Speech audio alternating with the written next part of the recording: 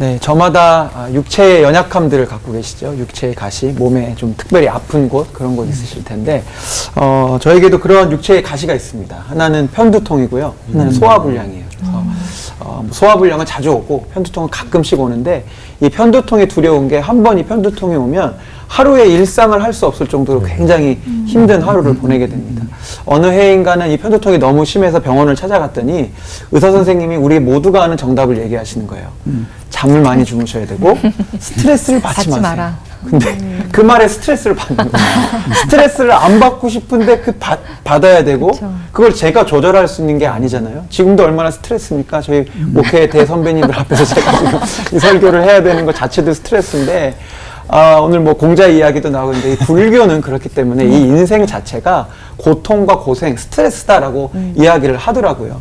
사성제라고 불교의 4가지 진리가 있는데 그 중에 첫 번째가 고성제입니다. 뭐냐면 현실 세계는 다 고통이라는 거예요. 그래서 기본적으로 8가지의 고통을 얘기하는데 우리가 보통 생로병사 이렇게 얘기하잖아요. 그게 고통의 이름들이더라고요. 불교에서 생로병사는 4고인데 태어나는 것도 고통이고 늙어가는 것도 고통이고 병드는 것도 고통이고 죽는 것도 고통이다. 그래서 플러스해서 뭘 하냐면 애별리교라고 해서 사랑하는 사람과 이별하는 괴로움을 우리는 겪게 될 것이고 원증회고 미워하는 사람과 같이 살아야 되고 만나야 되는 괴로움 구부듣고 구하여도 얻지 못하는 괴로움이 있고 오온선고 탐욕과 집착에 의해서 오는 괴로움이 있다라고 이렇게 쭉 얘기를 하는데 다 아멘이 나오더라고요. 이 인생 자체가 다 고생이고 고통입니다. 근데 이제 불교는 그렇기 때문에 우리가 이 집착을 버려야 된다. 이게 근데 의사 선생님이 하신 말씀이랑 똑같아요. 스트레스 받지 마세요. 누가 모르나요? 근데 받잖아요. 집착 안 하고 싶은데 집착이 되고 염려가 되는 것이죠. 근데 감사하게도 오늘 우리가 다루고 있는 먼저 그의 나라와 그의 의를 구하라는 마태복음 6장은 예수님의 산상수훈에 있는 말씀인데 이 본문이 속해 있는 구절에서 예수님께서 이 스트레스와 염려를 어떻게 처방할 수 있는지를 아주 명확하게 잘 알려주고 계세요. 그 답을 나누기 전에 먼저 목사님도 말씀해 주셨지만 일단 이 세상 사람들은 이 염려와 고통을 해결하기 위해서 첫 번째로 취하는 방법이 뭐냐면 돈을 가지려고 합니다. 돈으로 스트레스를 해결하려고 해요. 우리도 보통 쉽게 그렇게 생각합니다. 내가 돈만 있으면 이 염려를 해결할 수 있을 거야. 내 돈만 생기면 이 스트레스 없을 거야 라고 생각을 하고 이제 돈을 막 갈망하고 모으려고 하죠. 근데 예수님께서 아주 명확하게 얘기하세요. 이 스트레스 해결에 있어서는 두 주인을 섬기지 못한다. 너희가 하나님과 재물을 겸하여 섬기지 못한다. 이게 오늘 이제 먼저 그의 나라의 가장 중요한 첫 번째 단추인 겁니다. 돈이 주인 되는 것이 아니라 돈이 해결 방법이 되는 것이 아니라 하나님이 내 삶의 주인 되시고 하나님이 내 스트레스의 해결자가 되어주신다라는 이 믿음에서부터 시작을 해야 되는데 이 첫 단추가 깨어지지 않은 채로 이 구절을 묵상하다 보니까 어떤 현상이 펼쳐지냐면 현실에서 이 구절을 이렇게 해석하는 것 같아요. 많은 성도님들이 그런즉 너희는 먼저 교회 일을 열심히 해라. 그리하면 문제 해결할 수 있는 돈을 하나님이 너에게 주실 것이다. 이렇게 생각하는 거죠. 왜? 여전히 내 삶의 문제는 돈으로 해결해야 된다고 생각하고 있다 보니 이 구절을 읽을 때도 하나님이 돈 주셔야 해결하죠. 하나님이 돈을 주셔야 이 스트레스를 해결하자라고 생각하는 거예요. 그래서 마치 하나님이 필요한 돈을 따박따박 보내주시는 사장님처럼 이렇게 보여지고 그러니까 사장님 기분 상하시지 않게 잘해야 됩니다. 그리고 사장님의 회사인 교회 일에 충성해야 되는 거죠. 근데 이게 잘못된 겁니다. 잘못된 해석입니다. 그리고 무엇보다도 먼저 그의 나라와 그의 의를 구한다는 것은 하나님이 주인 되는 것 동시에 우리 예수님, 우리 하나님이 사장님이 아니라 나의 아버지 되심을 다시 한번 우리가 마음에 새기는 단추가 필요해요. 우리 마태복음 6장에 주님이 의도하셔서 이렇게 계속 반복해서 말씀하시는 것 같아요. 마태복음 6장 26절 공중의 새를 보라 심지도 않고 거두지도 않고 창고에 모아들이지도 아니하되 너희 하늘 아버지께서 기르신다. 너희는 이것보다 귀하지 않냐라고 말씀하시고 또 반복해서 말씀하세요. 31절 32절 그러므로 염려하여 스트레스 받으면서 이르기를 무엇을 먹을까 무엇을 마실까 무엇을 입을까 하지 말라. 이는 다 이방인들이 구하는 것이라. 너희 하늘 아버지께서 이 모든 것이 너에게 있어야 할 줄을 아십니다. 그러니까 우리가 먼저 그의 나라와 그 일을 구하는 구체적인 방법이 있다가도 우리 나누겠지만 그 전에 가장 먼저 생각해야 될 것은 무엇이냐면 나의 하나님이 내 아버지가 되어주시는구나. 이것을 믿기 시작할 때 우리의 삶의 염려가 사라지는 거예요. 그 말씀을 묵상하고 가만히 보니까 저희 아이들이 염려와 근심이 없더라고요. 무엇을 먹을까? 무엇을 그죠? 무엇을 입을까? 걱정을 안 해요. 좀 걱정을 해줬으면 좋겠는데 왜 그럴까요?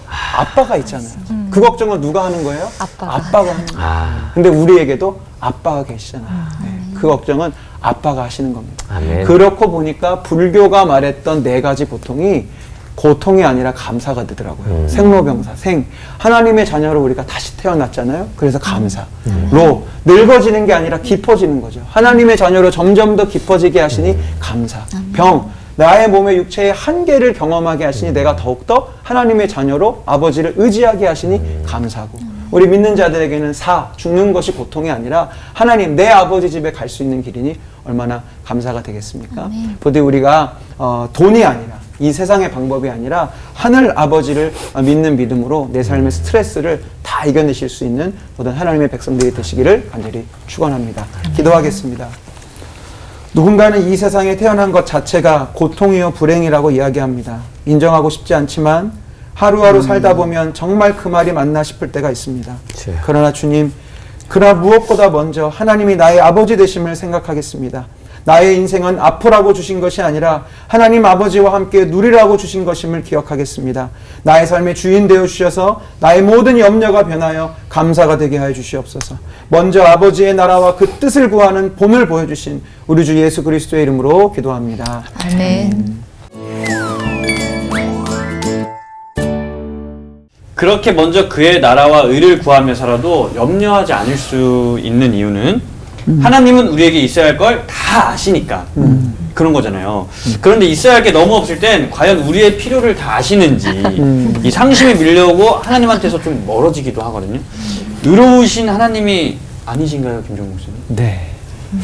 사실 이제 이런 구절, 너의 필요를 다 채우신다, 먹을 거 걱정하지 마, 이런 구절이 은혜도 되지만, 하나님 그런데 나는 왜 지금 먹을 게 없죠? 입을 게 없죠? 난 지금 돈이 없는데요? 이런 삶의 벼랑 끝에 몰릴 때 지금 질문해 주신 대로 이런 구절들 때문에 오히려 하나님께 실망하고 상심되는 경우들도 있어요. 그거에 대한 답도 드리고, 또 한 가지는 하나님이 어차피 내 필요 다 아시고 먹이시고 입으시는데 기도할 필요 있겠어? 라는 생각을 갖고 또 살아가는 청년들, 성도도 있어요. 왜냐면 다 아시는데 뭐. 근데 그 두 가지 다 이제 잘못된 신앙인 건데, 사실 첫 번째는 무엇이냐면 이제 오늘 구절이라든지 이제 로마서 8장 28절 구절 같은 거 굉장히 좋아하죠.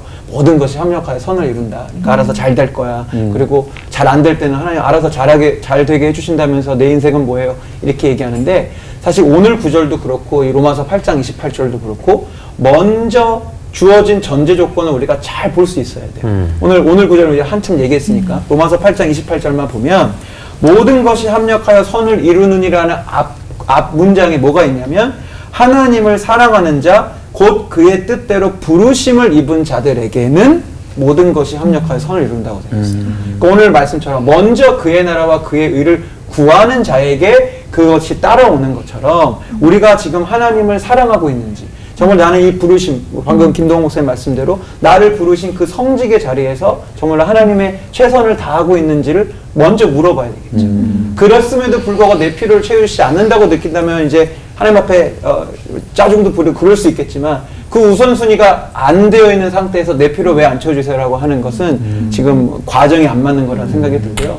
두 번째는 또 우리가 다 필요를 채워주실 텐데 기도 안 하는데, 그러면 안 되는 것이 내 필요가 채워지지 않는 게 기도를 안 했기 때문일 수도 있어요. 내 필요를 주님이 다 아시지만, 잘 아시는 구절에 이런 구절 있죠. 야고보서 4장에 너희가 얻지 못하면 구하지 아니하기 때문이요, 구하려도 받지 못하면 정욕으로 쓰려고 잘못 구하기 때문이에요. 그러니까 저는 청년들한테 이 구절을 늘 그래서 이렇게 가르쳐요. 그냥 무조건 구체적으로 기도해라.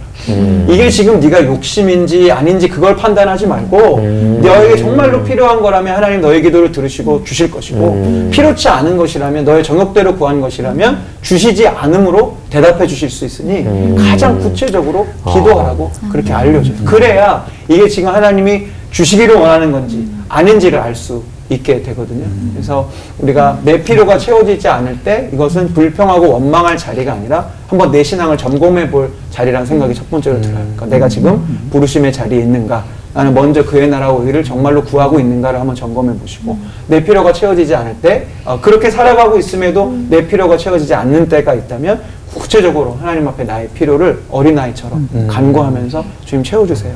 안 주시면 또 아니라는 것보다 하고 그렇게 하다가 또 필요가 생기면 또 기도하고 그렇게 나아가야 되지 않을까 생각합니다.